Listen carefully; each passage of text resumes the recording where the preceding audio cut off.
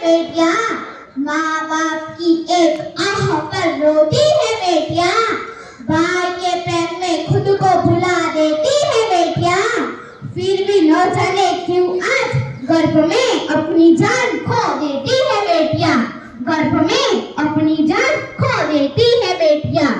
આજના આ પ્રજાસત્તાક દિન નિમિત્તે અહીં ઉપસ્થિત મહેમાનો, વડીલો, આચાર્યશ્રી, ગુરુજનો તથા મારા વહાલા ભાઈ બહેનોને આ આપની જ શાળાની દીકરી નવતા પટેલના સચ્ચર પ્રણામ।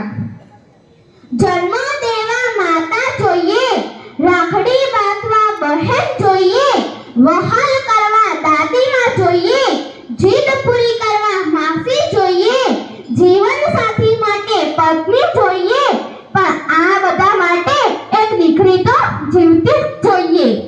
માટે જ કહું છું કે જો આજે દીકરી જ નહીં હોય તો કાલે દીકરા માટે વહુ ક્યાંથી આવશો? એટલે જ દીકરીને વધાવો અને દીકરીને ભણાવો। દીકરી એટલે શું? દીકરી એટલે ઈશ્વરે આપણને કરેલું કન્યાદાન।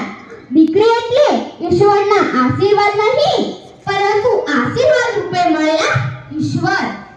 આપણને એક લીલા પાનની અપેક્ષા હોય, પરંતુ આખું વસંત કરે લઈને આવે ને એનું નામ દીકરી। જેની એક મીઠી મુસ્કાનથી પિતાનો આખા દિવસનો થાક અને કંટાળો દૂર થઈ જાય ને એનું નામ દીકરી। પિતા માટે રાતને પણ દી કરી નાખે ને એનું નામ દીકરી। દીકરીના પિતા બનવાનું સુખ દરેક માણસના નસીબમાં નથી હોતું। નસીબ વ્યક્તિના ઘરે જ દીકરી જન્મ લે છે। દીકરીના જન્મ પછી જ પિતાનું ભાગ્ય ખુલે છે। એટલે જ દીકરીને ઘરની લક્ષ્મી કહેવામાં આવે છે। દીકરીના જન્મ પછી તેના ઘરમાં આગમન સમય તેની નાની નાની કુમકુમ પગલીઓ પાડીને તેને વધાવવામાં આવે છે। જેમ આકાશની શોભા તારાથી હોય છે, નદીની શોભા કિનારાથી હોય છે, ફૂલની શોભા સુગંધથી હોય છે, ત્યારે ઘરની શોભા એક દીકરીથી હોય છે। પોતે ભલે ગમે તેટલી ગૂંચવણમાં હોય, પરંતુ બીજાને તો હંમેશા મીઠાશ જ આપે। કદાચ એટલે જ દીકરીના જન્મ પછી લોકો જલેબી વહેંચે છે। એક પિતા શું મસ્ત કર્યું છે, સુખમાં સાથ જોઈએ, બાકી દુઃખમાં તો મારી દીકરી જ કાફી છે। સંતાનમાં દીકરી હોવું ને એ પણ નસીબની વાત છે। કેમ કે તમે દીકરીને બેટા કહી શકો છો, પણ દીકરાને ક્યારે બેટી કહી શકતા નથી। દીકરીના પગની પાયલના ઝંકાર સામે તો મંદિરની ઘંટડીનો રણકાર પણ મંદ પડી જાય છે। જે ઘરમાં દીકરી હોય ને એ ઘરમાં પ્રેમ, લાગણી, વાત્સલ્યના ભાવની ભીનાશ સતત મહેસૂસ થાય છે। દીકરી પોતાના પરિવારને સુખ આપવા માટે ગમે તેટલું દુઃખ અને તકલીફો સહન કરવા તૈયાર રહે છે। દીકરી પોતાના પરિવારના દરેક સંબંધ ખૂબ જ પ્રેમથી સાચવે છે। માતા પિતા વચ્ચે કે બે ભાઈઓ વચ્ચે ઝઘડો થાય કે મન દુઃખ થાય તો દીકરી બંને વચ્ચે સમાધાન કરાવી દે છે અને પરિવારને તૂટતો બચાવે છે। પરિવારમાં એક પિતાને ખવડાવવાનો અધિકાર માતા દીકરી પાસે જ હોય છે। પિતા સમયસર દવા ન લે, તબિયતની કાળજી ન રાખે તો દીકરી તેના પર ગુસ્સે થઈ જાય છે।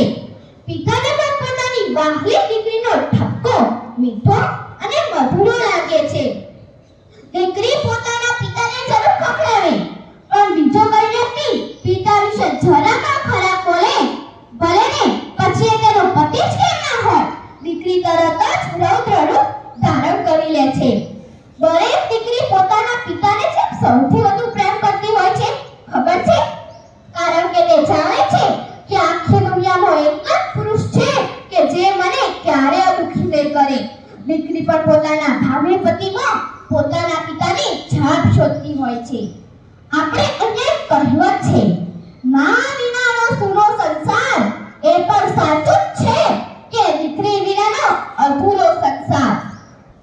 પાંચ દીકરાઓનો બાપ તમને દુખી જોવા મળશે, પણ પાંચ દીકરીઓનો બાપ તમને ક્યારે દુખી જોવા નહીં મળે।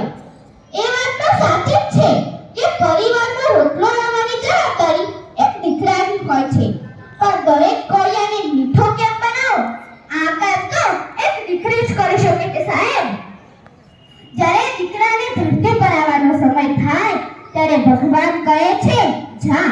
તારા પિતાને મદદ કર. પરંતુ જ્યારે દીકરીને ધરતી પર આવવાનો સમય થાય ત્યારે ભૂમિ આંખે ભગવાન કહે છે, જા તારા પિતાને હું મદદ કરીશ. આપણે 5 દિવસ પારગામ ગયા હોઈએ ને તોય આપણા મનમાં વિચાર આવે કે હવે તો પાછા ફરીએ ને તો સારું. તો જન્મથી માંડીને જે ઘરમાં દીકરી આજ સુધી રહી હોય તે ઘરને એક જ દિવસમાં છોડીને ચાલ્યા જવાનું? આવો ત્યાગ તો એક દીકરી જ કરી શકે છે સાહેબ. દરેક વ્યક્તિ પોતાનો પગ ભીનો કર્યા વગર કદાચ દરિયો પાર કરી શકે છે, પણ આંખ ભીની કર્યા વગર પોતાની દીકરીની વિદાય કરી શકતો નથી. તમે તમારા જીવનમાં એટલું કમાઓ કે દીકરાના લગ્નમાં દહેજ માંગવું ન પડે, અને દીકરીને એટલું ભણાવો કે દીકરીના લગ્નમાં કોઈ દહેજ માંગવાની હિંમત પણ ના કરે. દીકરો પોતાના પિતાની મિલકતનો હક માંગે, ના આપો તો લડી લે પણ લે, પણ દીકરી તો એક પણ રૂપિયો લીધા વગર પોતાની વિદાય ટાળે. પોતાના બંને હાથી પોતાની ઘરની ભીત પર ઠાકા કરીને કહી દે છે કે લે ભાઈલા, આ બધું તારું, આમાં મારું કંઈ જ નહીં. લે, મેં 10 આંગળીઓની સહી કરી દીધી છે. અંતે હું છેલ્લી